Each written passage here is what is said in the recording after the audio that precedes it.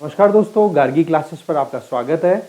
हम बात कर रहे थे राजस्थान इकोनॉमिक रिव्यू की 2022-23 का जो इकोनॉमिक रिव्यू है उसके बारे में। हम इससे रिलेटेड 2 वीडियोस ऑलरेडी कवर कर चुके हैं। आज हमारा ये तीसरा वीडियो रहेगा जिसमें हम कवर करेंगे एग्रीकल्चर सेक्टर को और इंडस्ट्रियल सेक्टर को, जिसमें हमारे लिए इंपॉर्टेंट जो भी फैक्चुअल डेटा होगा वो हम कवर करेंगे और साथ में ये भी कोशिश की जाएगी कि आपके कुछ जो भी कॉन्सेप्ट्स हैं वो भी क्लियर हो सके। ठीक है, तो देखिए आपके सामने फर्स्ट टॉपिक है agriculture and allied activities and irrigation. Agriculture आपको पता है प्राइमरी सेक्टर में आता है, इसका मतलब सीधा नेचर से रिलेटेड। प्लस एग्रीकल्चर में जो अलाइड सेक्टर है, जैसे आप एनिमल हस्बेंड्री की बात कर लो, फिशरी की बात कर लो, ये जो सारी और एडिशनल काम जो होते हैं जो एग्रीकल्चर से एसोसिएटेड कंसिडर किए जाते हैं या एग्रीकल्चर से रिलेटेड क्लियर कंसिडर किए जाते हैं, इनको अलाइड एक्टिविटीज बोला जाता है। प्लस इरिगेशन फैसिलिटी के लिए गवर्नमेंट ने क्या फैसिलिटीज या क्या एफर्ट्स लगाए हैं वो हम यहां पर समझेंगे। ओके, एग्रीकल्चर और अलाइड सेक्टर की बात करें तो ये देखो राजस्थान इकोनॉमी के लिए एक बैकबोन का काम करती है। जैसा कि हमने प्रीवियस वीडियो में डिस्कस भी किया था कि जिस तरीके से सेक्टर का कंट्रीब्यूशन था, है ना, टोटल ओवरऑल जो जीडीपी है इंडिया की, और उसी के पॉइंट ऑफ व्यू से हमने राजस्थान को भी पिक किया था। तो वहां पर एक चीज क्या देखी गई थी कि इंडिया में तो एग्रीकल्चर सेक्टर का जो कंट्रीब्यूशन है percent wise in terms of GDP वो तो हो रहा है डिक्लाइन। वहीं पर अगर हम राजस्थान की बात करें तो राजस्थान में अभी भी एग्रीकल्चर अच्छा खासा कंट्रीब्यूट करता है। तो यहां पर यही चीज बताई जा रही है कि एग्रीकल्चर और अलाइड एक्टिविटीज हैं वो राजस्थान इकोनॉमी में एक बैकबोन का काम करती है। इसके अलावा देखा जाए तो जो टोटल स्टेट जीडीपी है, अब देखो यहां पर वर्ड आ रहा है जीएसवीए और हमने कब बात की थी वो था जीएसडीपी, जिसका मतलब ग्रोस स्टेट डोमेस्टिक प्रोडक्ट, और यहां पर हम बात कर रहे हैं जीएसवीए, तो यहां पर हम बात करेंगे जीवीए।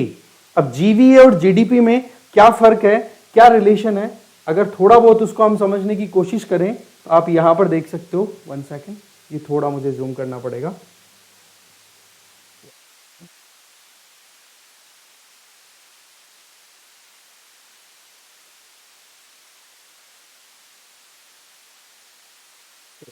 तो आप यहां पर स्क्रीन पे देख सकते हो, इसको मैं सेट करना भूल गया था, कोई नहीं। यस, आप यहां पर स्क्रीन पे देख सकते हो कि जीवीए और जीडीपी में डिफरेंस क्या है या रिलेशन क्या है। देखो जीवीए बेसिकली क्या होता है कि आप किसी भी इकोनॉमी में भी जो भी गुड्स और सर्विसेज प्रोड्यूस कर रहे हो उनकी एब्सोल्यूट वैल्यू क्या आ रही है, राइट। इसका मतलब क्या हो गया कि किसी भी कंट्री में प्रोड्यूस्ड गुड्स एंड सर्विसेज जो होंगे उनकी अगर बात करो तो उनमें आप जितना भी इनपुट कॉस्ट लग रही है, जो भी रॉ मटेरियल वहां पे लग रहा है, उसकी कॉस्टिंग को आप एडजस्ट करके चलोगे। इससे क्या होगा कि आपकी जो डबल काउंटिंग की जो प्रॉब्लम है, सीधी बात है कि आप अगर वीट की बात करते हो एक तरफ और उसी वीट का यूज करके आप बिस्किट प्रोड्यूस कर रहे हो, तो बिस्किट की वैल्यू जो है वो भी कैलकुलेट हो रही है और वीट की वैल्यू जो है वो भी कैलकुलेट हो रही है। तो उस चीज को तो करेक्ट चलो जीडीपी में कर दिया जाता है, पर वहीं पर अगर देखा जाए तो इस वीट से जो मैदा बन रही है उससे फिर आपने बिस्किट बनाया, ठीक है, तो ओवरऑल जो इनपुट पे जो लागत आ रही है ना उसको आप एक बार हटाओ। क्यों? क्योंकि आपको जो एक्चुअल में जो वैल्यू निकालनी है, भाई सीधी बात है कि मार्केट में अगर बिस्किट बिक रहा है तो उसकी जो वैल्यू है वो हमें पता होनी चाहिए, ठीक है।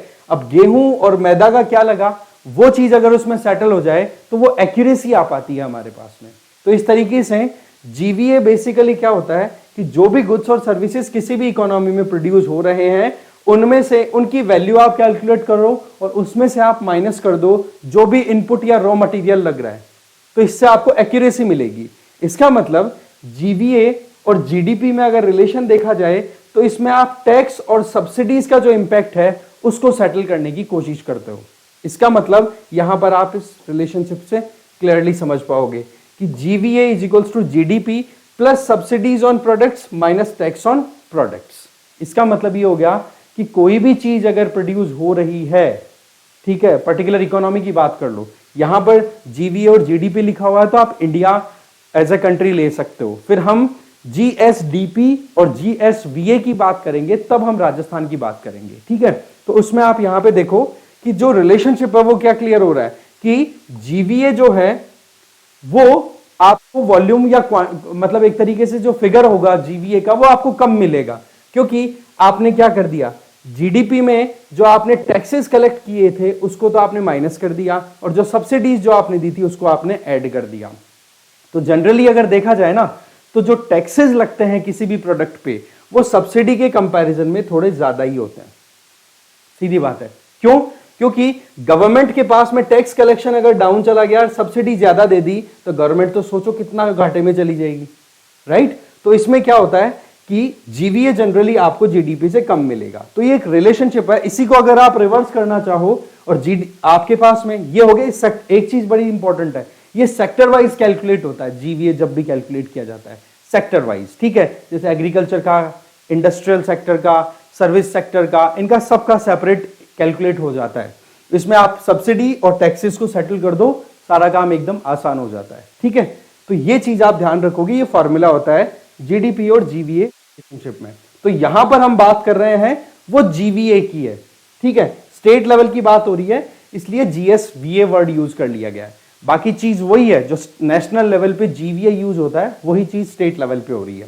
तो ऐसे में करंट प्राइस और कांस्टेंट प्राइस दोनों तरीके से अगर देखें तो देखो यहां पर हमारे स्टेट दैट मींस राजस्थान में 2022-23 का जो फाइनेंशियल ईयर है उसमें 28.95% कंट्रीब्यूशन रहा है जीएसवीए में, ठीक है? आप ये चीज, इसका मतलब, और दूसरा बताया जा रहा है कि राजस्थान की क्लाइमेट बहुत डाइवर्स है। आपको पता ही है कि क्लाइमेट से रिलेटेड हमने ऑलरेडी डिस्कशंस राजस्थान ज्योग्राफी का जो स्टैटिक पोर्शन है उसमें कवर किया हुआ है।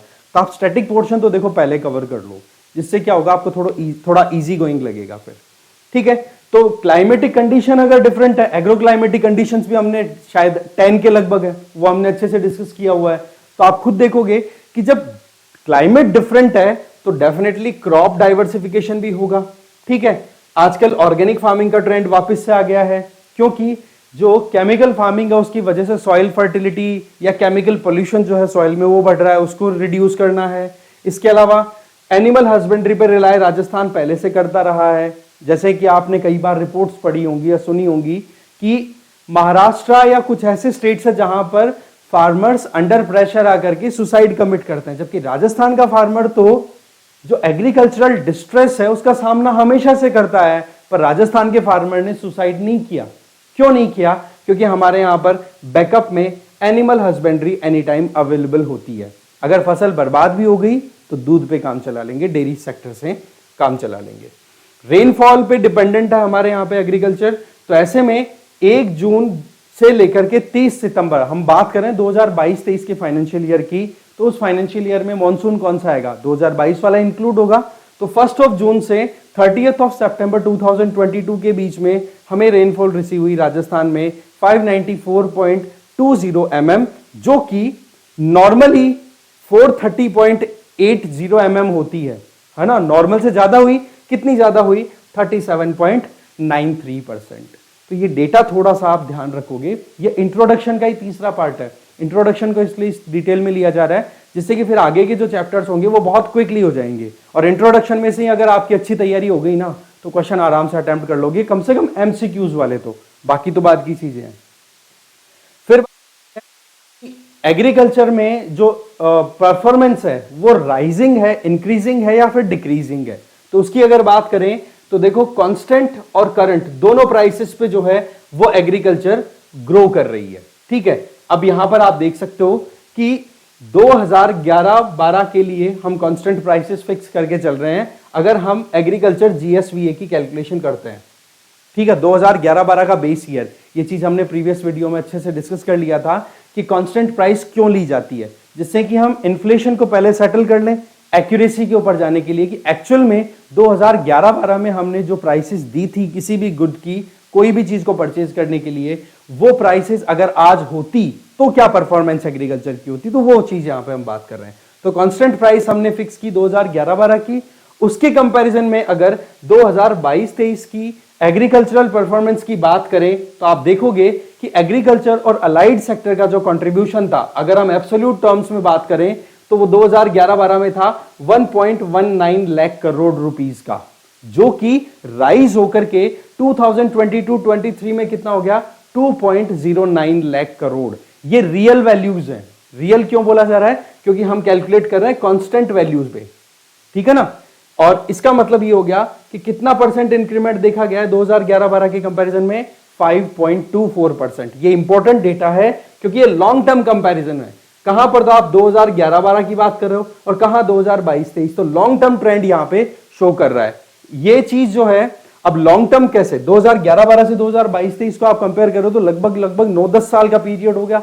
इस 9-10 साल के पीरियड में हर साल कितना रहा इंक्रीमेंट, तो वो एवरेज आप निकाल दोगे तो वो आपको आप बोलोगे compound annual growth rate. Compound annual growth rate, क्योंकि आप 9 साल का एक साथ कैलकुलेट करके और फिर उसका एवरेज निकाल रहे हो, तो इसको बोला जाता है कंपाउंड एनुअल ग्रोथ रेट, जिसको वैसे हम बोले CAGR, ये लिखा जाता है। ठीक है, तो ये आपका आ गया 5.24%। तो ये लाइन जो है आपके सामने, ये बड़ी इंपॉर्टेंट है, थोड़ा ध्यान रखना इसका। फिर हम बात करें करंट प्राइसेस पे। करंट प्राइसेस में एग्रीकल्चर और अलाइड सेक्टर है, अगेन इंक्रीमेंट ही है, पर इसमें आप देखोगे यहां पर 1 सेकेंड, प्राइसेस की हम बात करें, करंट प्राइस का मतलब हो गया 2021-22 की जो प्राइसेस हैं उनके बेसिस पे हम कैलकुलेट करें, तो आप देखोगे कि 2011-12 के टाइम पे करंट प्राइस में जो एग्रीकल्चर की वैल्यू है वो कितनी चल रही थी 1.19 लाख करोड़, जो कि बढ़कर के 2022-23 में कितनी हो गई 3.79 लाख करोड़। अब यहां पर देखो क्वेश्चन जहां तक चांसेस रहते हैं ज्यादा, वो यहां से बन सकता है, जो कांस्टेंट वैल्यूज होती है ना उन पे कैलकुलेट होकर के। करंट प्राइस वाला तो क्या होता है कि इन्फ्लेशन आपने इंक्लूड कर दी तो उस पे क्वेश्चन बनने के चांसेस कम बनते हैं। हाँ, जो कांस्टेंट प्राइस है वो मेन रहती है, तो वो जरूर ध्यान रखना। करंट प्राइस वाला तो जस्ट एक आइडिया लेने के लिए है। तो ओवरऑल करंट प्राइस में एग्रीकल्चर और अलाइड सेक्टर में कंपाउंड एनुअल ग्रोथ रेट कितनी मिली हमें, ये मिली है 11.11% फिर हम बात करें कि फूड प्रोडक्शन कितना रहेगा। अब देखो इकोनॉमिक सर्वे जो है वो गवर्नमेंट ने रिलीज कर दिया, आप मान के चलो अप्रैल में रिलीज कर दिया, ठीक है, अप्रैल 2023 में। और आपने टेन्योर कौन सा लिया था, फाइनेंशियल ईयर कौन सा लिया 2022-23। अब इतना जल्दी तो देखो डेटा आपके पास में अवेलेबल होता नहीं है, तो गवर्नमेंट के पास में ये जो रिलीज किया गया है राजस्थान इकोनॉमिक रिव्यू, इसमें आप देखोगे कि डेटा कब तक का अवेलेबल है, लगभग नवंबर 2022 तक का डेटा अवेलेबल है। अब नवंबर के बाद में आपको पता 4 महीने और बच गए, इसका मतलब 3 क्वार्टर्स तक का डेटा तो देखो गवर्नमेंट के पास था, जिसके बेसिस पे ये सारे प्रेडिक्शन सारे डेटाज हम बात कर रहे हैं। ठीक है, बाकी जो है 4th क्वार्टर का डेटा अब जाकर के फाइनल सेंट्रल गवर्नमेंट का, यार अभी राजस्थान गवर्नमेंट का भी आया होगा डेफिनेटली, तो उसमें फिर अपडेट होगा, वो बात की चीज है। फिलहाल हम बात कर रहे हैं राजस्थान इकोनॉमिक रिव्यू की, कि गवर्नमेंट के डॉक्यूमेंट में क्या चीज आई है, राइट। अब देखो इसमें कि प्रिलिमिनरी फोरकास्ट, मतलब एक तरीके से आइडिया ये लगाया गया है कि 2022-23 के फाइनेंशियल ईयर में ये एक्सपेक्टेशन है कि फूड ग्रेन की प्रोडक्शन लगभग 53.99 लाख टन हो जाएगी, जो कि पिछले साल के कंपैरिजन में, पिछले साल का मतलब यहां पर बात हो रही है 2021-22, क्योंकि हम बात कर रहे हैं 2022-23 की, तो पिछला साल कौन सा हो गया 2021-22, तो 2021-22 के कंपैरिजन में इंक्रीमेंट है आपके फूड प्रोडक्शन में, एक्सपेक्टेड है ये 9.71%। तो ये डेटा बड़ा काम का है, इसको आप जरूर याद रखोगे, इन पे आजकल फैक्चुअल क्वेश्चंस आते हैं।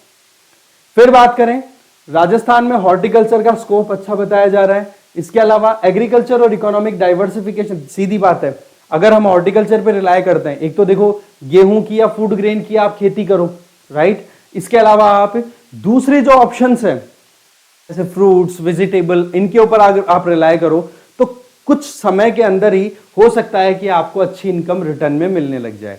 तो हॉर्टिकल्चर क्या करेगी, ऑटोमेटिकली आपका जो क्रॉपिंग पैटर्न है उससे आपको दूसरी तरफ स्विच करा देगी, तो एक डाइवर्सिफिकेशन आएगा, तो ये पॉइंट हो गया। साथ में राजस्थान में जो फार्मर्स है उनकी लाइवलीहुड को भी इंप्रूव करने का एक स्कोप यहां पे बन जाता है। 1 सेकेंड अगेन, ठीक है। अब सीधी बात है, पैसा कमाने के लिए एग्रीकल्चरल एक्टिविटीज की जाती हैं, तो उसका बेनिफिट फिर बाद में वैसे मिल जाएगा, ठीक है।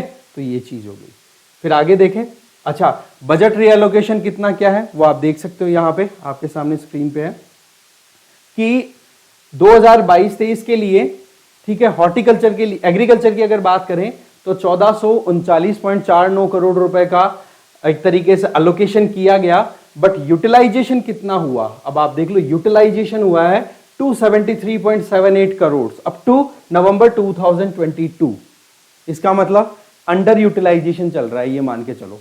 अब ये सबसे बड़ी प्रॉब्लम है हमारे डेमोक्रेटिक सिस्टम की, जिसमें क्या होता है कि बजट तो बहुत बड़ा अलोकेट कर देते हैं और उस बजटरी अलोकेशन को यूटिलाइज नहीं किया जाता है प्रॉपर मैनर में, और फिर जब बजट नेक्स्ट सेशन का जो बजट आने वाला होता है नेक्स्ट फाइनेंशियल ईयर का, उस टाइम पर एकदम से फिर बहुत पैसा खर्च किया जाता है।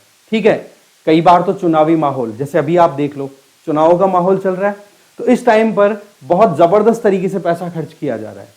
ठीक है, तो ये कई बार इश्यूज भी क्रिएट होते हैं कि बोले जब समय था, जिस समय पे पॉलिसी बनानी थी, जिस समय पे स्कीम्स के लिए पैसा हमें खर्च करना था, उस टाइम पे तो आपने किया नहीं और अभी आप पैसा खर्च कर रहे हो, तो वो चीजें क्या होती है, फिर वो यूटिलिटी प्रॉपर नहीं दे पाती। तो ये फिगर आप थोड़ा ध्यान रखना भाई। फिर नेक्स्ट अगर देखें तो एग्रीकल्चर सेक्टर में जो राइज है, इंक्रीमेंट है, उसको अगर हम देखें तो यहां पर आप देखो कि 2002-3 और 2006-07 के बीच में जो एक तो ग्रोथ रेट थी, और एक हम 2021-22 में देखें तो आप देखोगे कि दालों में खाद्यान्न, सीरियल्स, ऑयल सीड्स, तिलहन, देन कॉटन, इनकी परफॉर्मेंस आप देखो कि पल्सेस की प्रोडक्टिविटी है वो 54.30% राइज हुई है, सीरियल्स की 62.21%, ऑयल सीड्स की 36.65% और कॉटन की 95.10%। तो ये सीक्वेंस जो है ये याद रख लेना, क्योंकि इस पे हो सकता है क्वेश्चन मिल जाए। ठीक है, कि प्रोडक्टिविटी में किस में ज्यादा परफॉर्मेंस अच्छी आई है, तो कॉटन नो डाउट सबसे बढ़िया आई है, और बाकी ऑयल सीड, सीरियल, पल्सेज इन्होंने अपनी परफॉर्मेंस दी है, वो आपके सामने है।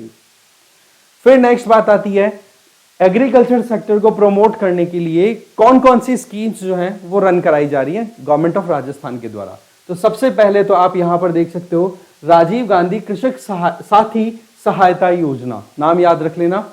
वैसे देखा जाए तो इस स्कीम के बारे में डेफिनेटली डिटेल्स हम डिस्कस करेंगे जब एग्रीकल्चर सेक्टर से रिलेटेड पूरा चैप्टर हम देखेंगे, बट यहां पर थोड़ा इंट्रोडक्टरी पार्ट है। ये स्कीम का नाम आप जरूर याद रखोगे। इसमें आप देखो कि फाइनेंशियल असिस्टेंस देने की बात की गई है, लगभग 21.63 करोड़ रुपए जो हैं वो डिसबर्स किए जा चुके हैं 1405 फार्मर्स की हेल्प के लिए, और देखा जाए तो ये नवंबर 2022 तक का ही डेटा है अगेन। फिर हम दूसरी स्कीम की बात करें तो यहां पर आप देख सकते हो major medium and minor irrigation projects की अगर बात करें तो इसमें आप देख सकते हो कि 39.07 लाख हेक्टेयर जमीन के लिए इरिगेशन फैसिलिटी अवेलेबल है। ये बहुत इंपॉर्टेंट डेटा है भाई, इसको आप अच्छे से समझोगे या फिर याद रखोगे। कहने का मतलब कि मेजर, मीडियम और माइनर इरिगेशन प्रोजेक्ट्स हैं, इनके बारे में हमने ज्योग्राफी ऑफ राजस्थान में अच्छे से कवर किया हुआ है। ठीक है ना, तो वहां पर अगर आपको डेटा अपडेट करना हो तो आप कर सकते हो। बाकी मैंने आपको बता ही दिया कि राजस्थान का कंटेंट जो स्टैटिक पोर्शन है वो तो देखो फ्री ऑफ कॉस्ट कवर्ड है, राइट। और फिर उसके बाद में जब भी कुछ नया अपडेट हम करेंगे तो आपको जरूर अनाउंसमेंट मिल जाएगी। वैसे देखा जाए तो ये जरूर याद रखोगे कि major, medium, minor irrigation projects के लिए जो इरिगेशन फैसिलिटी है वो मतलब से कितनी इरिगेशन फैसिलिटी है, कितने एरिया को सिंचाई के लिए पानी मिल रहा है, तो वो एरिया है 39.07 लाख हेक्टेयर। ये फाइनेंशियल ईयर 2022 तक का डेटा है, अगेन दिसंबर 2022 तक का ही डेटा ये अवेलेबल हो पाया है। इसके अलावा ये बड़ी इंपॉर्टेंट बात है कि एडिशनल इरिगेशन जो फैसिलिटी है वो लगभग 710 हेक्टेयर की इंक्रीज हुई है। ये बहुत इंपॉर्टेंट पॉइंट है। किस फाइनेंशियल ईयर में? अगेन जिस फाइनेंशियल ईयर की इकोनॉमिक सर्वे की हम बात कर रहे हैं, फाइनेंशियल ईयर 2022-23 में इरिगेशन फैसिलिटी कितनी राइज हुई है अगर हम मेजर, मीडियम और माइनर इरिगेशन प्रोजेक्ट्स के बेसिस पे देखें, दैट इज 710 हेक्टेयर्स। ये जरूर याद रखोगे, ठीक है। फिर नेक्स्ट स्कीम आ जाती है, that is Rajasthan water sector livelihood improvement project, RWSLIP।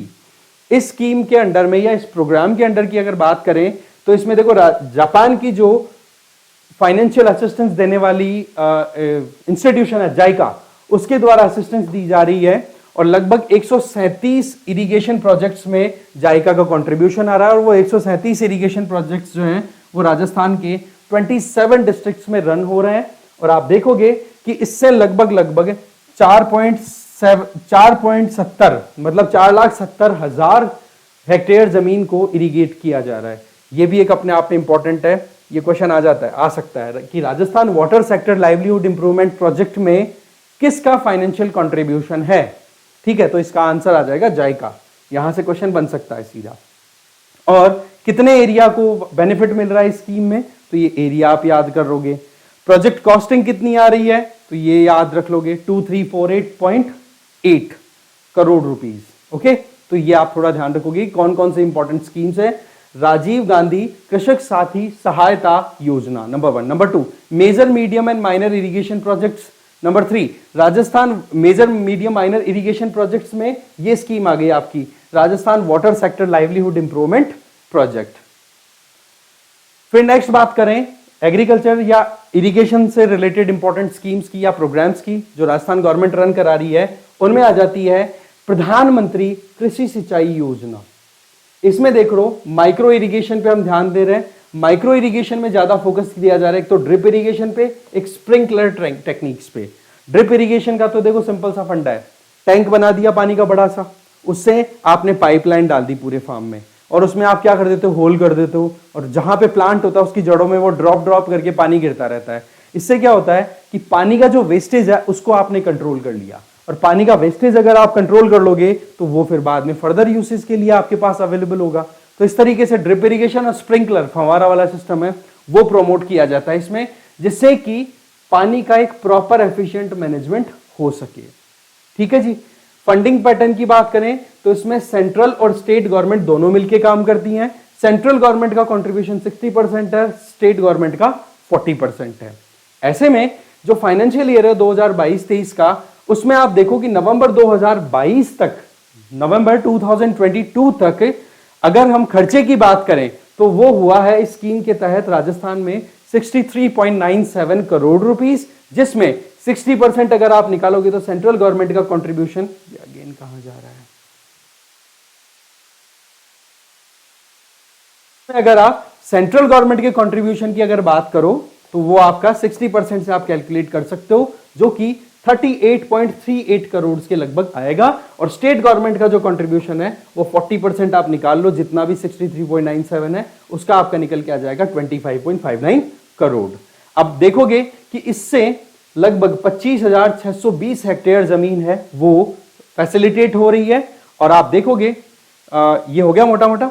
चलिए, इसमें आप drip irrigation, mini sprinkler system इनको प्रोमोट कर रहे हो। अगेन नवंबर 2022 तक का डेटा है। This is very important scheme by the way, इसको आप याद रखोगे।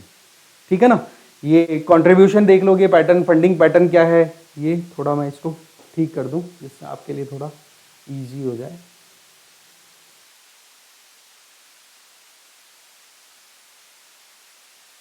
ओके, फिर हम बात करते हैं बजट की। देखो जी, बजट का ऐसा सीन है कि राजस्थान गवर्नमेंट ने इरिगेशन के लिए सेपरेट बजट मेकिंग स्टार्ट कर दी। कब?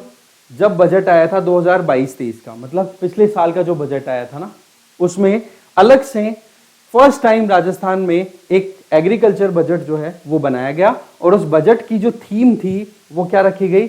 समृद्ध किसान, खुशहाल राजस्थान। ये भी बहुत इंपॉर्टेंट लाइन है, ये ध्यान रखोगे। ठीक है। नेक्स्ट, ये थोड़ा सा फिगर हो सकता है ब्लर हो, बट ठीक है, चल जाएगा।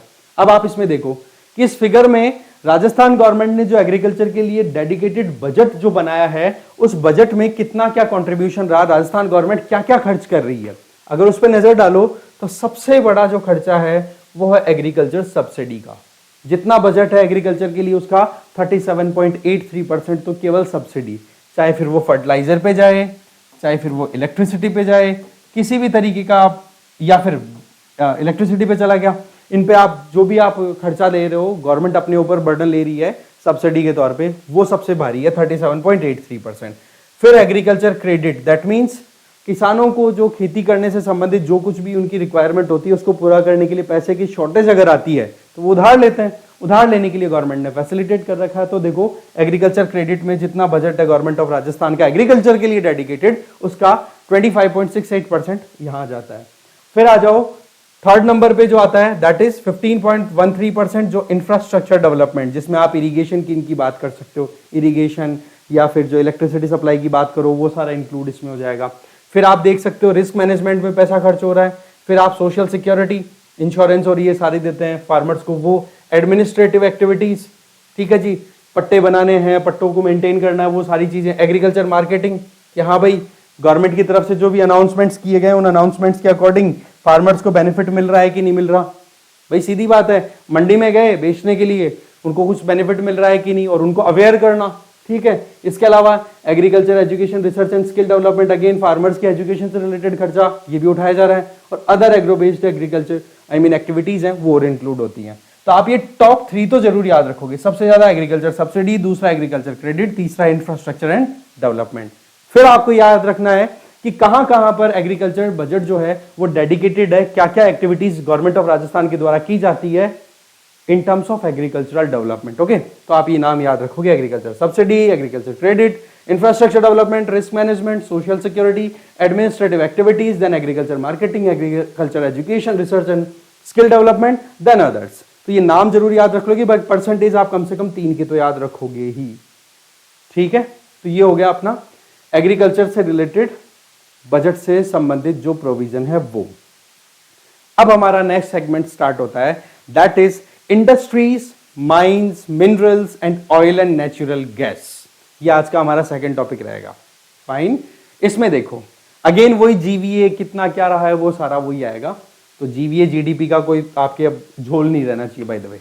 ओके, इंडस्ट्रियल सेक्टर की बात करें तो इंडस्ट्रियल सेक्टर में अगर हम 2011-12 की जो डेटा है हमारे पास में उसके according, again constant word use किया जा रहा है, इसका मतलब 2011-12 की ही रेट्स को हम ले रहे हैं। उसके अकॉर्डिंग अगर देखें तो ग्रोथ रेट इंडस्ट्रियल सेक्टर में कितनी देखी गई है राजस्थान में, 6.32%।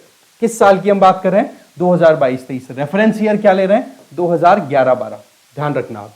इसके अलावा अगर देखा जाए, वैसे ये देखा जाए तो रेफरेंस ईयर है, ठीक है।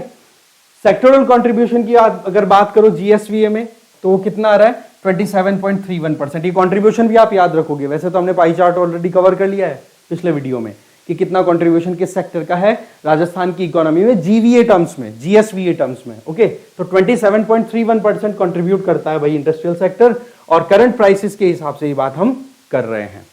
फिर बात आती है कि जब इंडस्ट्रियल सेक्टर की बात आती है तो एमएसएमई सेक्टर तो कोर है। देखो, एक तो होती है कि वेरी लार्ज इंडस्ट्रीज, ठीक है, जिनमें करोड़ों अरबों रुपए का पैसा इन्वेस्ट होता है, फिर बाद में काम होता है। अरबों का तो क्या मतलब, करोड़ों का होता है, फिर अरबों में ट्रांजैक्शन चलता है उनका। बट यहां पर हम बात करेंगे ज्यादातर कि एमएसएमई सेक्टर कितना क्या परफॉर्म कर रहा है राजस्थान में, ठीक है जी। तो ये देखो कहीं ना कहीं राजस्थान की इकोनॉमी को सपोर्ट प्रोवाइड कर रहा है। इसमें आप देखोगे कि राजस्थान एमएसएमई पॉलिसी जो है वो 2022 की लॉन्च की जा चुकी है गवर्नमेंट ऑफ राजस्थान के द्वारा, और लॉन्चिंग डेट है वो आपको याद रखनी है 17 सितंबर 2022। ये याद रखना आपको। अगेन देख लो, राजस्थान एमएसएमई स्कीम या पॉलिसी, ठीक है, लॉन्चिंग डेट 17 सितंबर 2022। फिर आप बात करोगे फाइनेंशियल ईयर 2022-23 में क्या परफॉर्मेंस रही, तो मोटी मोटी अगर बात करें तो जो उद्यम रजिस्ट्रेशन पोर्टल जो है उस पर आप देखोगे कि राजस्थान से लगभग 3,11,495 इंडस्ट्रियल एमएसएमई इंडस्ट्रियल यूनिट्स हैं वो रजिस्टर्ड है। तो ये फिगर भी देखो इंपॉर्टेंट है भाई, ठीक है जी। और इससे डायरेक्टली देख सकते हो डायरेक्ट एम्प्लॉयमेंट जनरेट हो रहा है लगभग 17,33,426 पर्सन को, इतनों को नौकरी भी मिल रही है। तो एमएसएमई सेक्टर से रिलेटेड हो सकता है क्वेश्चन आपको मिल जाए, थोड़ा ध्यान से देख लेना इसको। फिर बात करते हैं राजस्थान में, आपको पता है हैंडीक्राफ्ट का तो बहुत ज्यादा चलन है हमारे यहाँ पे, हाथों से बनाई हुई चीजें, राइट। तो हैंडीक्राफ्ट के लिए भी हैंडीक्राफ्ट पॉलिसी 2022 है वो लॉन्च हुई, अगेन सेम डेट 17 सितंबर 2022। मेन टारगेट जो हैंडीक्राफ्ट्स में काम करने वाले लोग हैं, जो वीवर्स हैं, हाथों से काम करने वाले लोग हैं, उनको ज्यादा से ज्यादा अच्छे से अच्छा रिटर्न मिल सके, उसके लिए गवर्नमेंट ऑफ राजस्थान एफर्टफुल है। उसी पॉइंट ऑफ व्यू से ये स्कीम या पॉलिसी जो है वो लॉन्च हुई है। इस स्कीम के तहत हैंडीक्राफ्ट वीक है वो भी मनाए जा रहे हैं हर साल, और इसके अलावा स्टेट लेवल अवार्ड्स भी दिए जा रहे हैं हैंडीक्राफ्ट में, जो भी अच्छे परफॉर्मेंस है अलग अलग हैंडीक्राफ्ट सेगमेंट्स में। तो ये भी आप ध्यान रखोगे। बात आती है मिनरल्स की। देखो राजस्थान में वैसे मिनरल्स माइनिंग की हम बात करें तो राजस्थान ज्योग्राफी, अगेन मैं स्टैटिक पोर्शन को रिकॉल करूंगा, ठीक है। स्टैटिक पोर्शन अगर आपने नहीं देखा है प्लीज गो थ्रू दैट, ठीक है जी। फ्री में आपको अवेलेबल है, यूट्यूब पे अवेलेबल है। नोट्स आपको लेने आपको बताया, वो परचेज कर सकते हो, सिंपल है। टेलीग्राम चैनल जरूर से ज्वाइन कर लो, गार्गी क्लासेस आरपीएससी के नाम से, और वहां पर पिन मैसेज है, आराम से जो भी आपको पीडीएफ चाहिए आप आराम से ले सकते हो। और अगर आप खुद से नोट्स बना रहे हो दैट्स गुड, कोई प्रॉब्लम नहीं है, ठीक है जी। तो यहां पर आप देख सकते हो कि स्टैटिक पोर्शन कवर हो गया हो, तो ये चीजें बस केवल अपडेट करनी है अगर कोई चेंज है तो मिनरल्स की अगर बात करें राजस्थान में, तो metallic minerals, non metallic minerals, fuel minerals और माइनर मिनरल्स की हम यहाँ पे राजस्थान इकोनॉमिक रिव्यू 2022-23 के बेसिस पे हम बात कर रहे हैं, जिसमें आप देखोगे कि मेटेलिक मिनरल्स में राजस्थान जो है वो इंडिया का इकलौता प्रोड्यूसर है। ये बड़ी इंपॉर्टेंट लाइन है, sole producer of lead ores and zinc ores. इसका मतलब लेड और जिंक ये इकलौता राजस्थान ही प्रोड्यूस कर रहा है इंडिया में, ये ध्यान रखना है। दूसरा, सिल्वर, चांदी के प्रोडक्शन में भी लीडिंग प्रोड्यूसर है। तो ये चीजें आप जरूर ध्यान रखोगे, क्योंकि ये जो यूनिक चीजें है ना राजस्थान से रिलेटेड, इन पे क्वेश्चन बनने में कोई डाउट नहीं है, क्वेश्चन बन सकता है और बनेगा, ये मान के चलो आप, ठीक है जी। फिर बात आती है नॉन मेटेलिक मिनरल्स की। अब मेटेलिक तो आपको पता है, मेटेलिक मिनरल किसको बोलते हैं, जिसकी मेटेलिक प्रॉपर्टीज हो, डक्टाइल हो, ठीक है, या फिर आप कह सकते हो गुड कंडक्टर ऑफ हीट हो, गुड कंडक्टर ऑफ इलेक्ट्रिसिटी हो, ठीक है, या फिर आप कहो कि सोनरस हो, साउंड करे बजाए तो, ठीक है, वो सारी क्वालिटीज होती है वो मेटेलिक मिनरल्स में आ जाती है। फिर अगर हम बात करें यहां पर, तो नॉन मेटेलिक मिनरल्स में राजस्थान में जो प्रोड्यूस होने वाले मिनरल्स हैं उनकी अगर हम बात करें तो आप यहां पर देख सकते हो, 1 सेकेंड, इसको पेन को थोड़ा सेट कर लो, यस 39, ये फिगर याद रख लेना भाई, 17 मेटेलिक मिनरल्स हैं वो है हमारे यहाँ पे, ठीक है, 17 metallic minerals. Non metallic minerals का फिगर है 39। इसमें आप देख सकते हो सेलेनाइट और वॉलस्टोनाइट, ये दो ऐसे मिनरल्स हैं जो कि नॉन मेटेलिक कैटेगरी में है और उनका प्रोडक्शन केवल राजस्थान में। तो सोल वर्ड यहां पर ये ध्यान रख लेना, गड़बड़ ना हो जाए। फिर सीमेंट की बात करें, स्टील ग्रेड लाइमस्टोन की बात करें, इनके प्रोडक्शन में राजस्थान लीडिंग प्रोड्यूसर है, कंपीट करता है आंध्र प्रदेश, तेलंगाना, ये कुछ स्टेट्स हैं इनके साथ में, और ये आप फिगर याद रखोगे। Then comes fuel mineral. देखो फ्यूल मिनरल में क्रूड ऑयल की प्रोडक्शन के पॉइंट ऑफ व्यू से देखें तो राजस्थान नंबर 2 पे आता है, ठीक है। नंबर 1 पे जहां तक मुझे ध्यान है बॉम्बे हाई आता है, ठीक है। बॉम्बे हाई कहां पर है, अगेन आप जाओगे, इंडिया का मैप बना हुआ आराम से, और यहां पर मुंबई से थोड़ा दूर अरेबियन सी में, ठीक है, अंडर सी एक्सप्लोरेशन होता है, इसको बॉम्बे हाई बोला गया। देन ये कितने हैं हमारे, 3, ये ध्यान रख लोगे। फिर राजस्थान में माइनर मिनरल्स कितने होते हैं, 22 मिनरल्स। अब ये जो है ना मेटेलिक, अरे यार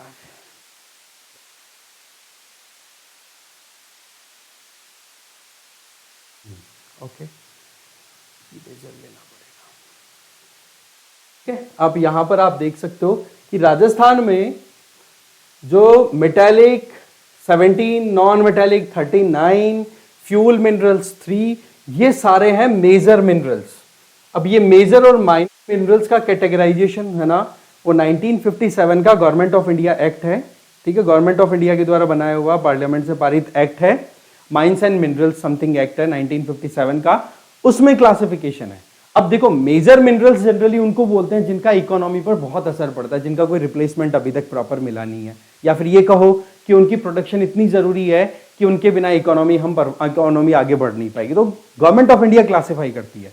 और उनके अलावा माइनर मिनरल्स है, इनका क्लासिफिकेशन भी अगेन गवर्नमेंट करती है। तो आप देखोगे कि 22 माइनर मिनरल्स हैं, जिनमें राजस्थान लीडिंग प्रोड्यूसर है मार्बल का, ग्रेनाइट का, देन सैंडस्टोन का। इनकी प्रोडक्शन जो है वो बहुत ज्यादा होती है, ठीक है जी। तो ये ध्यान रखोगे, ये आपके पास में जो स्लाइड है अभी सामने, दिस इज वेरी इंपॉर्टेंट। फिर हम बात करते हैं इंडस्ट्रीज में कितना क्या इन्वेस्टमेंट आया है राजस्थान में। तो देखो आप ब्यूरो ऑफ इन्वेस्टमेंट प्रमोशन के अकॉर्डिंग अगर देखें तो 2022-23 अगेन दिसंबर 2022 तक का डेटा हमारे पास अवेलेबल है। इसमें लगभग 36 प्रपोजल्स आए हैं राजस्थान में इन्वेस्टमेंट के, और जो कि कितने अमाउंट के हैं, लगभग आप देख सकते हो 1,50,082.69 करोड़, जिससे कि एम्प्लॉयमेंट 31,823 इंडिविजुअल्स को जो है वो मिल सकता है। मतलब ये इन्वेस्टमेंट की अपॉर्चुनिटी शो कर रहा है कि राजस्थान में जो है वो इन्वेस्टमेंट की अपॉर्चुनिटीज बहुत है। अच्छा खासा फिगर है ये। फिर हम बात करें गवर्नमेंट ऑफ राजस्थान की तरफ से चलाया जाने वाला प्रोग्राम इन्वेस्ट राजस्थान। देखो इन्वेस्ट इंडिया करके गवर्नमेंट ऑफ इंडिया अपना रन एक प्रोग्राम करती है, उसी तर्ज पे उसी लाइन पे इन्वेस्ट राजस्थान प्रोग्राम भी होता है, जिसकी समिट जो है वो गवर्नमेंट ऑफ राजस्थान के द्वारा जयपुर में ऑर्गेनाइज कराएगी। कब? 7 और 8 ऑफ अक्टूबर 2022 को। ये डेट याद रख लोगे आप। इस समिट में जो है वो इन्वेस्टमेंट के लिए एमओयू साइन हुए हैं लगभग 4,192, जिनकी वैल्यू आप देख सकते हो लगभग 10.44 लाख करोड़ कंसीडर की गई है। अब आप खुद देख लो कि कितनी ज्यादा इन्वेस्टमेंट आ रही है राजस्थान में। फिर हम बात करें राजस्थान गवर्नमेंट इन्वेस्टमेंट को प्रमोट करने के लिए क्या कर रही है, तो उसमें आप देख सकते हो Rajasthan investment promotion scheme RIPS 2022 वो लॉन्च हुई। अगेन टारगेट क्या कि किसी भी तरीके से स्पीड से लॉन्ग टर्म कंटिन्यूअस बेसिस पे प्रॉपर मैनर में इंडस्ट्रियल डेवलपमेंट हो सके राजस्थान में। इससे क्या है, ये जो रिप्स 2022 है इसके पहले भी एग्जिस्टिंग रिप्स 2019 जो है वो चल रही है। तो 2022 लॉन्च करने का मेन टारगेट क्या है, इस रिप्स 2019 को और ज्यादा स्ट्रेंथ प्रोवाइड करना, कि इसमें जो भी कमी आए वो करेक्ट आउट कर ली जाए। फिर बात करते हैं हम रिको की। ये बहुत इंपॉर्टेंट एंटिटी है, बॉडी है। इसके बारे में जब इंडस्ट्रियल सेक्टर का हम पूरा डिटेल में पढ़ाई करेंगे पूरा चैप्टर, तो तब और क्लियर हो जाएगा। रिको की फुल फॉर्म एक तो आपको याद रख लेनी है, जो कि रिको को समझ हेल्प करेगी। कई बार क्या होता है कि हम कोशिश करते हैं कि एब्रिवेशंस जो दिए हुए हैं उनको हम थोड़ा सा सेटल करके और कैसे भी करके तैयार कर लें, है ना, पर वैसा कुछ है नहीं यहाँ पे। Rajasthan state industrial development investment corporation limited, दो पार्ट्स में डिवाइड कर लो रिको की डेफिनेशन को। Rajasthan state industrial development and investment corporation limited, ये है रिको। ये राजस्थान में इंडस्ट्रियल सेगमेंट को ऑर्गेनाइज और प्रमोट करने के लिए सबसे ऊपर की बॉडी है, एपेक्स ऑर्गेनाइजेशन है। ठीक है जी। तो जाओ आप देखते हो इंडस्ट्रियल एरिया जो भी राजस्थान में डेवलप होते हैं उनको रिको सपोर्ट करता है। ठीक है, तो ये थोड़ा सा ध्यान रखने वाली बात है। फिर बात करते हैं फाइनेंशियल ईयर 2022-23 में क्या कुछ नया हुआ। देखो 8 न्यू इंडस्ट्रियल एरियाज हैं वो जो हैं डेवलप किए गए हैं रिको के द्वारा। ये बहुत इंपॉर्टेंट बात है भाई, इसके ऊपर क्वेश्चन आ सकता है। ठीक है, थोड़ा इसको ध्यान से देख लेना है कि राजस्थान में 2022-23 फाइनेंशियल ईयर में कितने इंडस्ट्रियल एरियाज नए डेवलप हुए, तो वो है 8। ठीक है, ये हो गया रिको का सेगमेंट। अब हम बात करते हैं कुछ स्कीम्स के बारे में, जिनमें आप देख सकते हो मुख्यमंत्री लघु वाणिज्यिक वाहन स्वरोजगार योजना। अब यहां पर एक एक वर्ड देखो, लघु वाणिज्यिक वाहन, दैट मीन्स आप कॉमर्शियल व्हीकल्स को देना चाह रहे हो। स्वरोजगार दैट मीन्स सेल्फ एम्प्लॉयमेंट, मतलब ये वो यूथ की एज 18 से 45 साल के बीच की है और वो लोग ड्राइविंग जानते हैं और कॉमर्शियल सेगमेंट में जैसे छोटी लॉरी ले ली, ट्रक ले लिया, उससे ऑपरेट करके अपनी लाइवलीहुड अर्न करना चाहते हैं ड्राइविंग के बेसिस पे, उनको सपोर्ट देने के लिए ये स्कीम है। ठीक है जी। ये स्कीम नोटिफाई कब की गई? 11 नवंबर 2022 को। इसमें कॉमर्शियल व्हीकल्स लेने वाले जो 18 से 45 साल के इंडिविजुअल्स हैं उनको आप देखो सपोर्ट दिया जाएगा। अच्छा, व्हीकल की रेट कितनी हो सकती है? तो मैक्सिमम बताइए 15 लाख। बोले 15 लाख से ज्यादा महंगी नहीं होनी चाहिए, 15 लाख से कम है तो गवर्नमेंट सपोर्ट करने के लिए बिल्कुल रेडी है। फिर अगर बात करें तो यहां पर आप देख सकते हो कि इसमें सपोर्ट देने का तरीका क्या है। इसमें देखो व्हीकल की जो रेट है उसका 10%, या फिर जो ऑन रोड प्राइस है उसका 10%, या फिर 60,000 रुपए, दोनों में से जो कम होगा वो गवर्नमेंट ऑफ राजस्थान के द्वारा सपोर्ट के तौर पे दे दिया जाएगा। तो ये भी आप स्कीम जो है मुख्यमंत्री लघु वाणिज्यिक वाहन स्वरोजगार योजना, इसके बारे में जरूर याद रखोगे। ठीक है जी। नेक्स्ट, डॉक्टर भीमराव अंबेडकर राजस्थान दलित आदिवासी उद्यम प्रोत्साहन योजना 2022। ये भी बहुत इंपॉर्टेंट स्कीम है, 2022 की है। अब इससे नाम तो पता पड़ गया, दलित आदिवासी। इसमें आप किस पे ध्यान दे रहे हो? SC/ST कम्युनिटी पे। ठीक है जी। इसमें आप देखोगे कि ये 8 सितंबर 2022 को नोटिफाई की गई थी स्कीम, ठीक है, डेट भी बड़ी इंपॉर्टेंट है, और किस सोसाइटी के किस सेगमेंट पे ये टारगेट किया जा रहा है वो भी आपको ध्यान रखना है एससी एसटी कम्युनिटी के लिए। इसमें क्या है, दो बेनिफिट्स दिए जा रहे हैं। एक तो इंटरेस्ट सबवेंशन। इंटरेस्ट सबवेंशन का मतलब कि जितना उनको इन्वेस्ट करने में ब्याज देना पड़ेगा उस ब्याज में थोड़ी रियायत दी जाएगी गवर्नमेंट ऑफ राजस्थान के द्वारा। अब ब्याज में जो रिलैक्सेशन दिया जाएगा वो कैसे है वो देखो। अगर आप 25 लाख रुपए तक का इन्वेस्टमेंट करते हो तो आपको 9% तक का बेनिफिट देगी गवर्नमेंट। अगर आप 25 लाख से लेकर के और 5 करोड़ तक इन्वेस्ट करते हो तो 7% तक का, और अगर आप 5 करोड़ से 10 करोड़ के बीच में इन्वेस्ट करते हो तो आपको 6% का बेनिफिट मिलेगा। ठीक है, जो इंटरेस्ट रेट है उसमें इतना बेनिफिट मिल जाएगा। ये हो गया प्लस। इसके अलावा जितना भी प्रोजेक्ट की कॉस्ट आएगी, जितना भी प्रोजेक्ट की कॉस्ट आएगी उसका 25% या फिर 25 लाख रुपीज, इन दोनों में से जो भी कम होगा वो गवर्नमेंट ऑफ राजस्थान अलग से एक सपोर्ट के तौर पे देगी जो भी एप्लीकेंट होगा एससी एसटी कम्युनिटी का इस स्कीम के अंडर में। तो ये स्कीम भी अपने आप में बहुत इंपॉर्टेंट हो जाती है। तो जिस तरीके से समझाया उसको आपको एकदम अच्छे से दिमाग में सेट कर लेना है, 3-4 बार रिवाइज कर लोगे मामला सेट हो जाएगा। अच्छा, एक चीज बड़ी इंपॉर्टेंट है, ये जो राजस्थान इकोनॉमिक रिव्यू की हम बात कर रहे हैं ये कोई आरएएस के लिए स्पेसिफिक नहीं पढ़ रहे हैं, ये आप कोई भी एग्जाम की प्रिपरेशन कर रहे हो, ठीक है ना, राजस्थान में बस मीडियम अपना इंग्लिश है, ये ध्यान रखना। ओके, हिंदी का थोड़ा सा सेट नहीं होता इस वजह से। खैर आगे देखो, राजस्थान के लिए अगर देखें तो हमारे यहाँ पर मिनरल्स हैं वो बहुत है, ये तो आपको पता है, म्यूजियम ऑफ मिनरल्स बोला जाता है। ठीक है, इसके अलावा देखा जाए तो हमारे यहाँ पर 81 टाइप्स के डिफरेंट मिनरल्स का डिपोजिशन अवेलेबल है, और जिनमें से 58 मिनरल्स का एक्सप्लोरेशन जो है वो करंटली चल रहा है, ये ध्यान रखना है अपने को।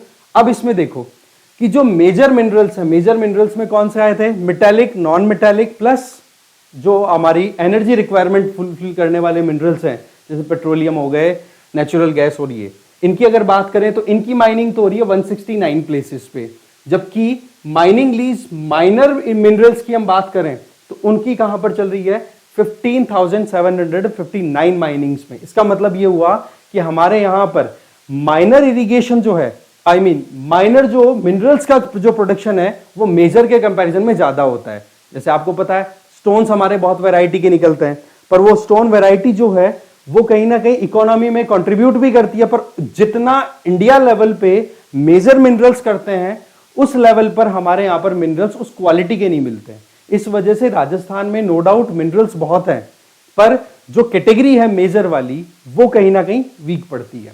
ठीक है जी। इसके अलावा राजस्थान में हम देखें तो crude oil production point of view से, ये जैसे हमने प्रीवियसली देख लिया था कि 1 सेकेंड, तो हम ऑलरेडी ये देख चुके हैं राजस्थान जो पेट्रोलियम प्रोडक्शन की हम बात करें तो नंबर 2 पे आता है। ठीक है, और फर्स्ट बॉम्बे हाई का मैंने आपको बताया, जहां तक मुझे जाना बॉम्बे हाई में वहीं पे जो क्रूड ऑयल है उसकी प्रोडक्शन होती है। खैर राजस्थान की हम बात करें तो क्रूड ऑयल प्रोडक्शन में राजस्थान एक सिग्निफिकेंट पोजीशन रखता है। प्रोड्यूसिंग एरिया की अगर बात करें तो राजस्थान में 1,50,000 स्क्वायर किलोमीटर एरिया, जो कि लगभग 14 डिस्ट्रिक्ट्स में फैला हुआ है, इतने एरिया में क्रूड ऑयल की हमारे एक्सप्लोरेशन का प्रोग्राम जो है वो चल रहा है, जिसमें लगभग आप देखो 4 पेट्रोलियम बेसिन्स डिक्लेयर किए हुए हैं। अगेन रिकॉल करूंगा, स्टैटिक पोर्शन कवर कर लो, राजस्थान ज्योग्राफी जरूर से पढ़ो, तब राजस्थान इकोनॉमिक रिव्यू रिकॉल होगा, और अगर आपने पढ़ लिया है रिकॉल नहीं हो रहा तो रिवाइज कर लेना उसको कि 4 बेसिन्स कौन कौन से हैं। राइट, इसके अलावा 2022-23 में कुछ नए ब्लॉक्स, मतलब पेट्रोलियम एक्सप्लोरेशन के लिए नए ब्लॉक्स भी डिप्लॉय किए गए हैं, डेडिकेट किए गए हैं, जैसे कि ऑयल और नेचुरल गैस के लिए बाड़मेर बेसिन में गेल इंडिया लिमिटेड को एक तरीके से अप्रूवल दिया गया है। डेट है अप्रूवल की 30 नवंबर 2022। ठीक है जी। इसके अलावा एक और नया ब्लॉक जो है वो एलोकेट किया गया है ऑयल और गैस एक्सप्लोरेशन के लिए। ये कहां पर किया गया है, जैसलमेर बेसिन में, और इसका कौन एक्सप्लोरेशन करेगा, ऑयल इंडिया लिमिटेड। ये जो अप्रूवल है ये दिया गया है 8 सितंबर 2022। ये डेट्स बहुत इंपॉर्टेंट है, इसीलिए मैंने बोल्ड में कर रखा है, आप ध्यान रखोगे इसका।